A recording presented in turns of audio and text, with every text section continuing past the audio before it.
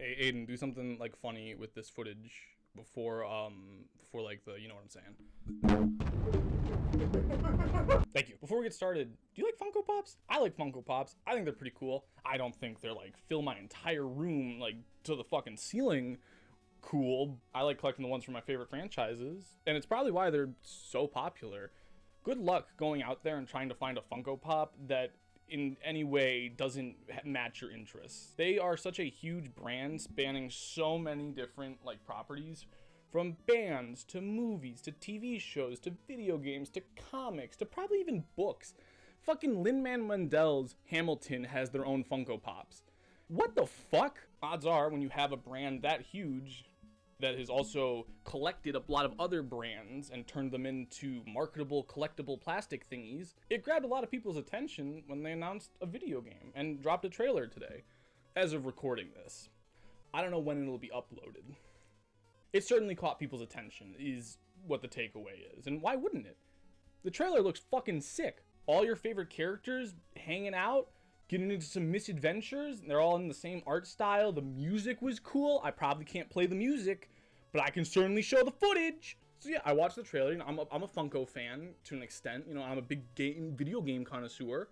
So yeah, I watched it, and you're probably like, Aiden, what did you think? You think it was cool? The trailer, sure. The game? I think the game looks bland as shit. It looks to me like a more polished version of South Park Snow Day.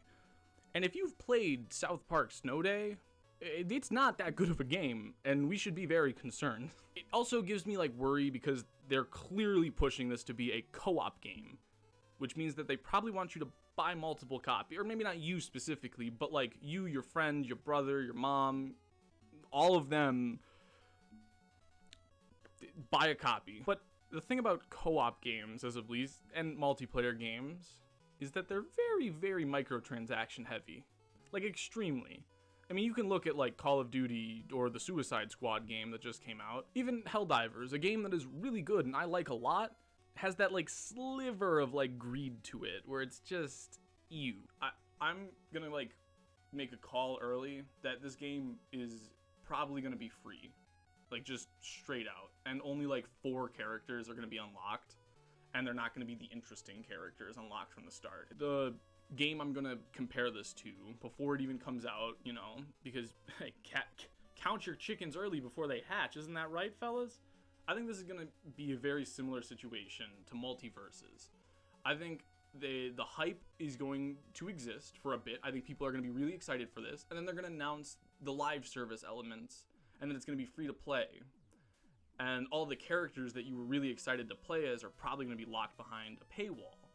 And even if the paywall is something you don't necessarily need to pay, it'll certainly be the easiest way to get the character without spending hours upon hours grinding to unlock them. Or, you know, you just pull out your credit card and you're probably thinking, Aiden, these are a lot of assumptions that you're making. And to that I say, why do you care? This is do you really have this much like brand loyalty to fucking Funko? Really? But also I think my assumptions are very valid. You mean to really tell me that all these companies just agreed to like toss their characters into a video game without the potential of microtransactions? It's free money. Charge to play as a character you really want to play as? Ha! Easy peasy. This game's gonna flop. Maybe history's not gonna repeat itself. Maybe history is in fact not a giant circle. But I think it is gonna repeat itself, because if it's not like Multiverses, I think it's gonna be like South Park. Would I say that Snow Day is a broken or uncompleted game? No. It's clearly completed. They did everything they wanted to do with the game, and it's done. It's just not good.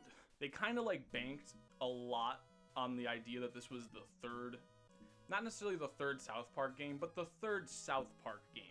And that got a lot of people excited. It got me excited. It got my dad excited. We each bought a copy and played it, and were heavily disappointed by it because it was just boring.